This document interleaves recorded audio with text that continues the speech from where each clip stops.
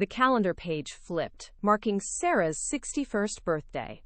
The day, meant for cheer, felt heavy and gray, like a storm cloud gathering. Her family, with their bright smiles and cheerful chatter, filled the living room. Her husband, Tom, presented a cake with flickering candles, and her children, David and Emily, held out wrapped gifts. Grandchildren, giggling and full of energy, chased each other around the coffee table.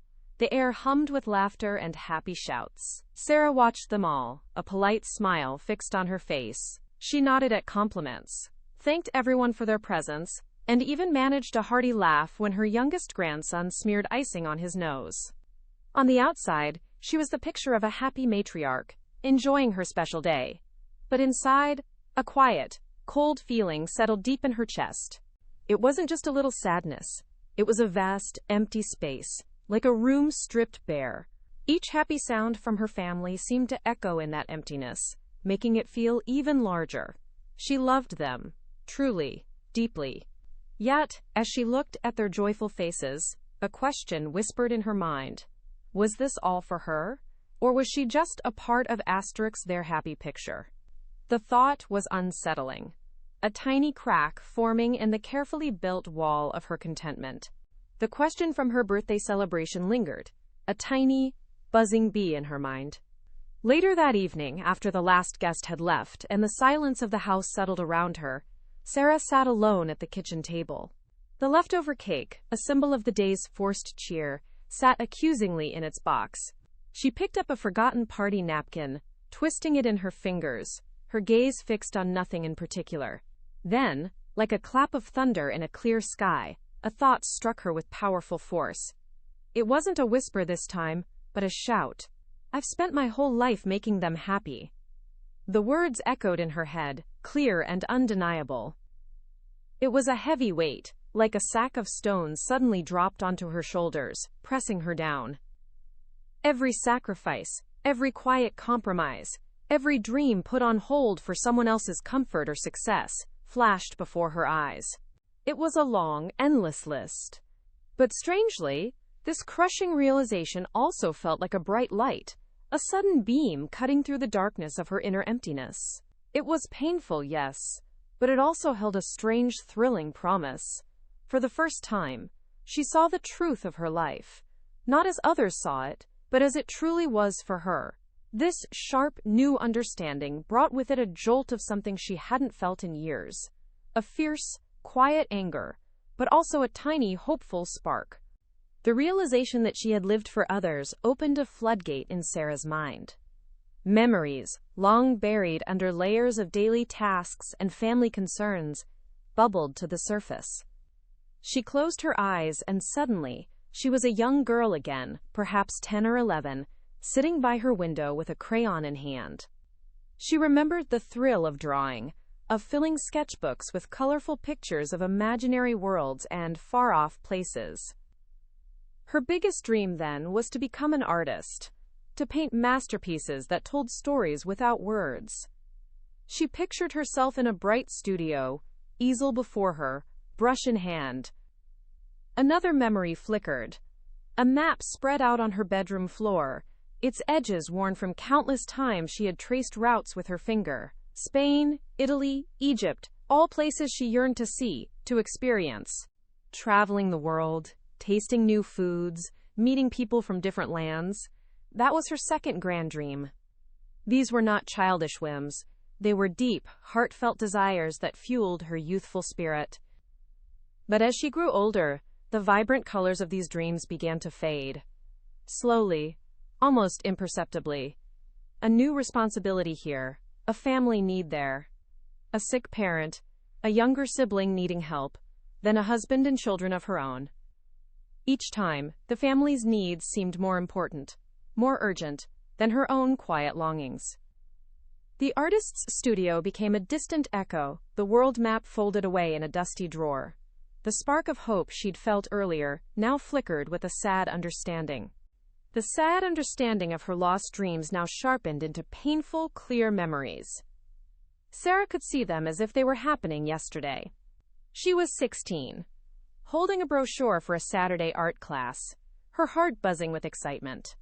But her younger brother, Mark, had just made the travel soccer team, and someone needed to drive him to every practice and game, which happened on Saturdays. Her mom, tired from work, had looked at Sarah with pleading eyes. "It's so important to Mark, darling. He'll be crushed if he can't go." The art class brochure had slowly folded in her hand, then disappeared into a drawer. Mark's cheers from the field echoed louder than her own quiet disappointment. Years later, when she was with Tom, he had a chance for a big promotion, but it meant moving to a different city, far from her family and the quiet little bookstore she loved working in. Tom had looked so hopeful, so eager for her to say yes. "It's a wonderful opportunity for Steinis, Sarah," he'd said, though she knew it was mostly for him. She had smiled, told him she'd find a local job, and quietly let go of the thought of new adventures in a new place. And then, her children. David needed new shoes for school. Emily needed money for a field trip. Both needed her constant attention and support. Her own quiet moments, her half-finished needlepoint, her unread books, always came last. Their needs were loud and clear, while hers were soft whispers, easy to ignore. The pattern was so clear now, a lifetime of small choices that added up to one big sacrifice. The night after her birthday, filled with sharp memories of sacrifice, was a restless one for Sarah. She tossed and turned, the quiet anger and small spark of hope warring within her. But when the first rays of dawn peeked through her curtains, painting the room in soft, new light, something had shifted. The heavy weight of her past was still there, but the bright light, that tiny spark of promise, had grown stronger, hotter. She woke up with a feeling she hadn't known in decades: resolve. It was like a sturdy ship setting sail after a long time docked in a quiet harbor. Today was different. Today was not just another day of laundry, meal planning, or responding to everyone else's needs. As she pushed back the covers, her feet touching the cool floor, a silent promise formed in her heart. Today is the day I start living for myself. The thought was both thrilling and terrifying. She didn't know what it meant, or how she would do it, but the decision was firm, solid. It wasn't about being selfish. It was about finally, after 61 years, giving herself the same care and attention she had so freely given to everyone else. A deep breath filled her lungs, a breath that felt lighter, fuller than any she had taken in a very long time. The journey of rediscovery, she sensed, had just begun. With her new resolve burning bright, Sarah decided to take a small, brave step. She didn't know what a life lived for herself looked like yet, but she knew it had to start somewhere. After her morning coffee, instead of making a grocery list or checking for bills, she grabbed her purse and walked out the door, a destination in mind. Her feet carried her to a small boutique downtown, a place she usually only peeked into, thinking its goods were too fancy or not for her. Her eyes immediately fell on a silk scarf displayed in the window. It was a riot of colors. Fiery oranges, deep purples, and vibrant blues swirled together like a painted sunset. For years, she had admired it, always telling herself it was too much, too bright, too bold, too noticeable for someone like her, who preferred to blend in. It felt frivolous, something she couldn't justify. Today, however, was different. With a deep breath, Sarah walked into the store. Her hand trembled slightly as she reached for the scarf, its soft material a surprise against her skin. The saleswoman smiled warmly, but Sarah barely noticed. She looked at her reflection in the mirror, holding the colorful fabric to her neck. For a moment, she saw the young girl who loved bright crayons, not the tired woman who always chose muted tones. "I'll take it," she said, her voice a little shaky but firm.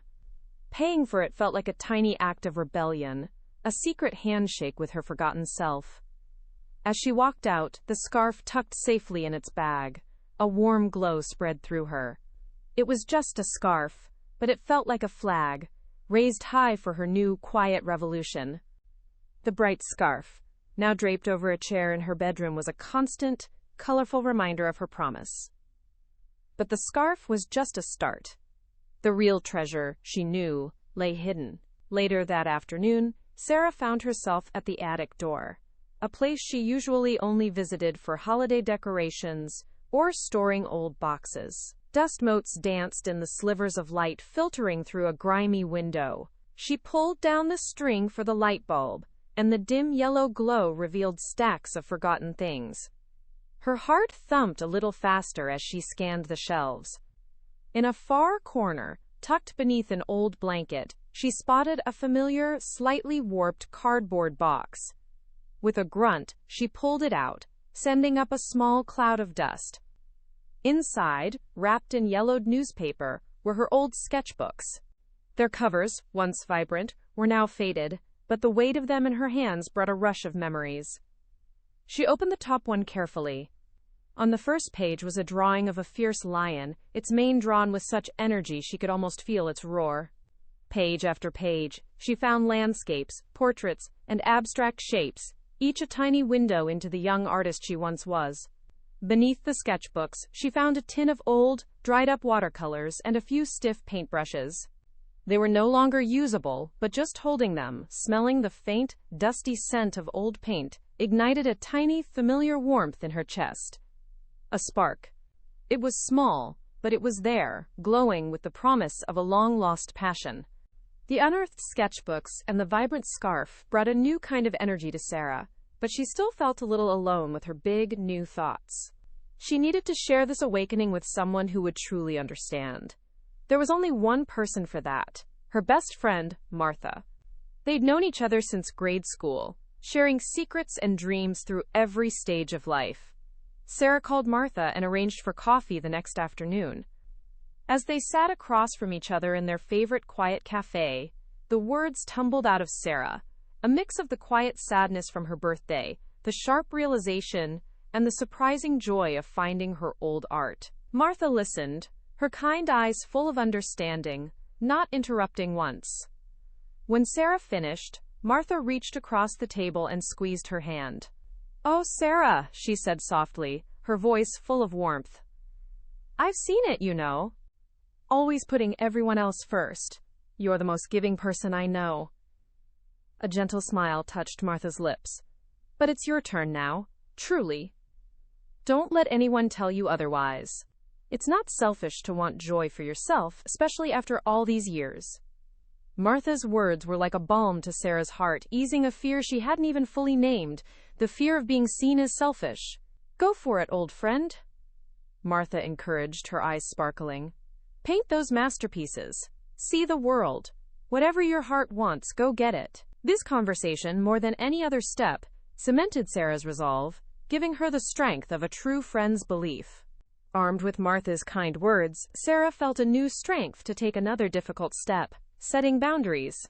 This was harder than buying a scarf or finding old sketchbooks, because it involved changing long-held patterns with the people she loved most. The first test came quickly. Her daughter Emily called, asking if Sarah could babysit the grandchildren all day Saturday. "It's just that Mark and I really need a day to ourselves, Mom," Emily explained, her voice hinting at a plea. In the past, Sarah would have immediately said yes, rearranging her own plans without a second thought. But this time, she paused. She had been thinking of spending Saturday morning looking for new art supplies. "Oh, darling, I'm so sorry," Sarah began, her voice steady despite the flutter in her stomach. "I can't this Saturday. I have plans." A moment of silence stretched on the line. "Plans?" Emily asked, a note of surprise in her voice. "What kind of plans?" Sarah took a deep breath. "Just plans for myself, sweetie. I'm going to be busy." Emily sounded confused. "Oh, okay, well, could you do it Sunday instead?" "No, I can't then either," Sarah replied, holding firm. "Maybe next weekend. Let me know if that works." Emily agreed, but Sarah could feel the confusion, even a hint of disappointment, through the phone. It felt strange, even a little bit bad to say no. But after she hung up, a different feeling bloomed. A quiet sense of victory. It was a small no to Emily, but a big yes to herself. This was just the beginning of her family learning about the new Sarah, and she knew there would be more confusion, perhaps even resistance, to come. The small victories of buying the scarf and setting a boundary gave Sarah a boost of courage. Her mind kept returning to the faded sketchbooks in the attic, the faint scent of old paint, and the fierce lion drawing. It was time to truly nurture that spark. She looked online and found a local community center offering a beginner's painting class. Her fingers hovered over the enroll button, a mix of excitement and old fears swirling within her. What if I'm no good anymore? What if everyone else is younger and better? But the thought of the little girl with the crayons and Martha's encouraging words pushed her forward. She clicked the button. A confirmation email arrived almost instantly, and a thrill, like a forgotten melody, hummed through her. The first class night, Sarah felt like a child on the first day of school. Her new canvas bag, filled with fresh paints, brushes, and a pristine white canvas, felt both heavy and wonderfully light. Her heart hammered against her ribs as she walked into the brightly lit studio. It smelled of turpentine and fresh paint, a scent that instantly transported her back decades. She found an empty easel and carefully set up her supplies. Around her, people of all ages were doing the same, some chatting, others quietly preparing. A kind woman with silver hair, perhaps her age, smiled at her. Sarah smiled back, a genuine, easy smile that reached her eyes. The nervousness was still there, a tiny butterfly in her stomach, but it was overshadowed by a bubbling excitement. She was here. She was finally here, ready to pick up a brush again. It felt like coming home. The joy of painting again filled Sarah with a renewed sense of purpose. The vibrant colors on her canvas were slowly bleeding into her everyday life. With one dream rekindled, her mind dared to wander to another long-lost desire, traveling the world. The old map in her attic felt less like a forgotten relic and more like a whispered invitation. Grand adventures to far-off lands might still be a distant dream, but a small, closer journey felt possible. She began to research, poring over travel brochures and websites, something she hadn't done in years. Her eyes landed on a charming coastal town just a few hours' drive away, known for its quaint shops, delicious seafood, and stunning ocean views. It wasn't Italy or Egypt, but it was away. It was a place she'd always wanted to visit, a quiet escape she'd always put off. The idea made her heart flutter with a mix of fear and pure delight. Could she really just go? Alone? For a few days? The old voice of, "Who will take care of everything?" tried to creep in, but she pushed it back. "I will make arrangements. They will manage." Tom and Two's Baca Times. She booked a small, cozy bed and breakfast for a long weekend in the autumn. The act of making the reservation, choosing a room with a window overlooking the harbor, felt like signing a pact with her younger self.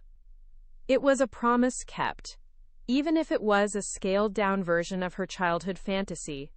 This little trip, a mere hop from her familiar life, felt like an enormous leap into the unknown, a first taste of the wider world she had always longed to explore. As Sarah embraced her painting classes and planned her trip, the quiet shift within her began to ripple outwards. Her family, used to her predictable routines and always available nature, slowly started to notice the changes. Tom was the first to comment, one evening at dinner. "You've been humming a lot lately, Sarah," he observed, a slight frown on his brow. "And you're not always in the kitchen. Where do you go on Tuesday nights?" He sounded more confused than annoyed. Her daughter, Emily, still a little puzzled by Sarah's Saturday plans, called again, but this time she heard Sarah's cheerful, "I'm just finishing up a painting, darling," before asking for help. Emily, for her part, was surprised by the new energy in her mother's voice, a spark she hadn't heard in years. Her son, David, a man of few words, simply watched. He noticed the bright scarf she now often wore, the art books appearing on the coffee table, and, most importantly, the new lightness in her step. One day, he actually saw her sketching in the backyard, a sight that made him pause and smile to himself. Some of her family members were clearly surprised by this new, less available Sarah. There was an adjustment period, a subtle shift in expectations, but others, like David and even Tom sometimes, found themselves smiling more when they saw her. Her laughter was more frequent, her eyes held a new sparkle. The deep emptiness that had clouded her 61st birthday was slowly, wonderfully, fading away, replaced by a quiet, growing joy that was becoming harder for her family to ignore. Despite the growing joy and the clear progress she was making, Sarah wasn't immune to old habits of thought. There were days when the familiar whisper of doubt crept back in, a tiny, nagging voice. Am I being selfish? She'd wonder, especially when she had to say no to a family request, or when she felt a pang of guilt for spending an afternoon painting instead of baking cookies for her grandchildren. One afternoon, after telling Tom she wouldn't be able to iron his shirts because she had an art class, she felt a wave of the old guilt wash over her. She knew he could iron his own shirts, but for decades, it had been her unspoken duty. The confusion on his face, though fleeting, pricked at her. She sat down, her new vibrant scarf still around her neck, and sighed. Was this happiness she was seeking worth upsetting the comfortable rhythm of her family's life? Was she turning into someone they wouldn't recognize, wouldn't love as much? But then, she would close her eyes and return to that moment on her 61st birthday. The quiet sadness, the deep emptiness, the clear, undeniable thought. I've spent my whole life making them happy. That memory was a powerful anchor, pulling her back to her resolve. She remembered the feeling of being a ghost in her own life, a supporting character in everyone else's story. No, this new path wasn't selfish. It was necessary. It was about finding Sarah again. The guilt would lessen, the doubt would fade, and she would pick up her paintbrush or open her travel guide with renewed conviction. Even with her firm resolve against self-doubt, there were times Sarah felt a slight loneliness in her new pursuits. Martha was wonderful, but she didn't paint. Her family was adjusting, but they didn't truly understand the deep pull of the brush. It was in her art class that Sarah found a new kind of connection. The kind woman with silver hair, Clara, whom Sarah had smiled at on her first night, turned out to be a kindred spirit. Clara, a retired teacher, also harbored a lifelong love for art that she was only now pursuing. They started chatting during breaks, sharing tips about brushstrokes and colors. Soon, their conversations moved beyond art, touching on life stories, dreams, and the quiet regrets of paths not taken. Another classmate, a younger man named Leo, who worked as a graphic designer, often complimented Sarah's use of color, sparking lively discussions about different palettes. He introduced her to new techniques and artists she had never heard of. There was also Maria, a vibrant grandmother who filled her canvases with bold, abstract shapes, inspiring Sarah to be braver with her own style. In this little studio, surrounded by the smell of paint and the gentle scraping of brushes, Sarah found a welcoming community. These new friends understood the joy of a perfectly mixed shade, the frustration of a crooked line, and the pure bliss of creating something from nothing. They didn't need explanations for why she was there. They simply shared her passion and celebrated each other's progress. Their encouragement was a gentle wind beneath her wings, helping her creativity soar higher than she ever thought possible. She looked forward to Tuesday nights more than anything, not just for the art, but for the easy companionship and shared purpose. With each brushstroke, each shared laugh with her new art friends, and each moment spent dreaming of her coastal trip, Sarah felt herself changing in a profound way. The deep emptiness that had shadowed her 61st birthday was not just fading. It was being filled with something warm and vibrant. She was discovering a sense of purpose and a pure, unburdened joy she hadn't felt in decades. It was more than just painting. It was the act of choosing to paint, of dedicating time and energy to something solely for herself. It was the thrill of mixing colors to create a perfect shade, the satisfaction of seeing a landscape come to life on her canvas, the quiet contentment of losing herself in the creative process. She found herself waking up with an eager anticipation for the day, something that had been absent for so long. She noticed little things. Her posture was straighter, her eyes held a brighter sparkle, and her step was lighter. She was less quick to sigh, more ready to smile. Parts of herself she thought were long lost. The curious, adventurous, creative girl were slowly, wonderfully re-emerging. It was like finding old, cherished photographs and realizing the person in them was still there, just waiting to be seen again. This was not merely a hobby. It was a rediscovery, a reclaiming of her own spirit. She was no longer just the wife, the mother, the grandmother. She was Sarah, the artist, the traveler, the woman alive with her own unique passions. The deepening sense of purpose and rediscovered joy fueled Sarah's artistic endeavors. Week after week, she immersed herself in her painting class, learning new techniques, experimenting with colors, and slowly, painstakingly, bringing her canvas to life. She chose to paint a quiet forest scene, inspired by a memory of a childhood walk, but infused with the vibrant hues of her new scarf. Each leaf, each shadow, each ray of sunlight breaking through the trees was a careful act of creation. Finally, one Tuesday evening, with a last delicate brushstroke on a tiny bird perched on a branch, Sarah stepped back from her easel. It was finished.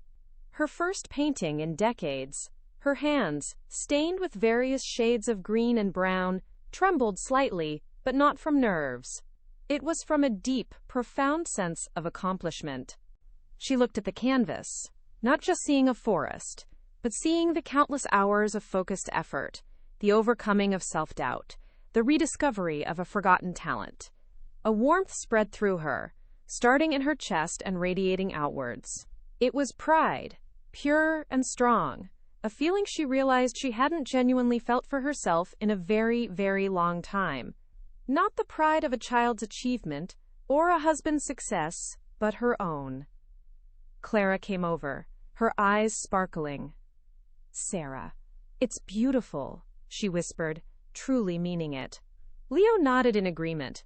Sarah felt her cheeks flush with pleasure. This painting was more than just art. It was a visible testament to her new journey, a vibrant snapshot of the woman she was becoming.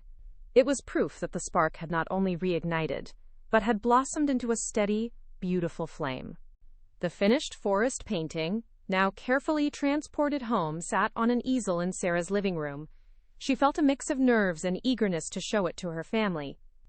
This wasn't just a hobby. It was a piece of her soul, finally visible. Tom was the first to see it when he came home from work. He stopped dead in the doorway, his eyes wide. "Sarah, did you paint that?" he asked, a genuine awe in his voice. He walked closer, examining the details. It's really good. The light through the trees. It's beautiful." His praise was warm and sincere, a far cry from his earlier confusion. Emily and David came over for Sunday dinner a few days later. Emily, usually quick to offer polite, vague compliments, gasped when she saw it. "Mom, this is amazing! You painted this? Why didn't you ever tell us you could do this?" Her questions were full of a surprised admiration that made Sarah's heart swell. David, ever quiet, simply stared at the painting for a long moment. Then he turned to his mother, a proud smile on his face. "It reminds me of those old drawings you used to do, Mom," he said, recalling a memory Sarah thought he'd forgotten. "The ones in the attic. It's really you." Their genuine praise, the look of wonder and pride in their eyes, was a far greater reward than any art prize. It wasn't just about the painting. It was their acceptance, their celebration of her newfound happiness. Their support felt like a warm embrace, wrapping around her and affirming that her journey, though different, was understood and cherished. The genuine admiration from her family, especially David's comment about her art being really you, sparked a new, profound realization in Sarah. It wasn't just about her own happiness anymore. It was about something bigger. As she reflected on their reactions, a quiet understanding settled in her heart. She saw how Emily, after her initial surprise, started asking more about Sarah's art classes, even mentioning trying a pottery class herself. Tom, while still getting used to a slightly less available Sarah, seemed happier to see her happy, often bringing her a cup of tea while she painted. Even her grandchildren, initially confused by Grandma's busy schedule, now loved looking at her paintings, asking questions about the colors and shapes. Sarah realized that by finally choosing herself, by pursuing her own passions and finding her own joy, she wasn't taking anything away from her family. Instead, she was giving them something invaluable, an example of a person living a full, vibrant life, even after decades of putting others first. She was showing them that it's never too late to chase a dream, to discover a new part of yourself, and to nurture your own spirit. Her happiness was not a selfish act, but a gift. It was a silent lesson for her children and grandchildren, encouraging them to listen to their own hearts, to find their own purpose, and to live their own full, authentic lives. This thought filled her with a powerful sense of peace and rightness. Sitting by her window, the vibrant scarf around her shoulders and a half-finished sketch on her lap, Sarah looked out at the familiar world with new eyes. Her coastal trip had been a dream, a few days of glorious solitude and inspiration. Her art classes continued to be a source of immense joy and friendship. Her family, while still adjusting, had embraced the new Sarah with surprising warmth. She thought back to that bleak 61st birthday, the quiet sadness, the crushing realization. It felt like a lifetime ago, though it had only been a few months. She had walked through life for so long, feeling like a blurred photograph, always in the background. Now she felt sharp, in focus, vividly colored. The journey hadn't been easy. There were those moments of doubt, the awkward conversations, the breaking of old patterns. But every step, no matter how small, had been a step towards herself. A deep sense of peace settled over her. She understood now, with a clarity that felt like sunshine, that age was just a number. It was never too late to begin again, to peel back the layers of expectation and duty, and to uncover the authentic self that lay beneath. It was never too late to pick up a forgotten dream, to make new friends, to explore new horizons. Life wasn't over at 60. For her, it had truly just begun. The realization brought a gentle smile to her lips. She wasn't just living, she was thriving, finally, in her own true colors. A few years passed since that transformative 61st birthday. Sarah was now 64, her silver hair perhaps a little brighter, her laugh certainly more frequent. Her small coastal trip had turned into several, including a painting retreat in the mountains and a short, art-focused tour of a nearby country, a scaled-down version of her childhood dream. Her living room walls were now adorned with her colorful paintings, each telling a story of newfound joy and self-expression. The bright scarf, her first act of rebellion, was still a cherished part of her wardrobe. Her family had fully embraced the vibrant, happy woman she had become. Emily had indeed taken a pottery class, proudly showing Sarah her first lopsided vase. David often visited, not just for dinner, but to talk about art and life, sharing his own quiet dreams. Tom, her steadfast husband, had learned to iron his own shirts and often surprised her with new art supplies, a quiet testament to his understanding and love. The grandchildren would sit at her easel, asking for drawing lessons, their eyes full of wonder. Sarah looked around at her bustling, loving family, then at her art, a reflection of her inner world. The emptiness she once felt was gone, replaced by a profound fullness. She was truly happy, not just content, but deeply, authentically joyful. It wasn't a happiness that depended on others, but one that radiated from within, touching everyone around her. She was living her own full life, in her own bright colors, a testament to the beautiful truth. It is never, ever too late to find yourself and live with an open heart.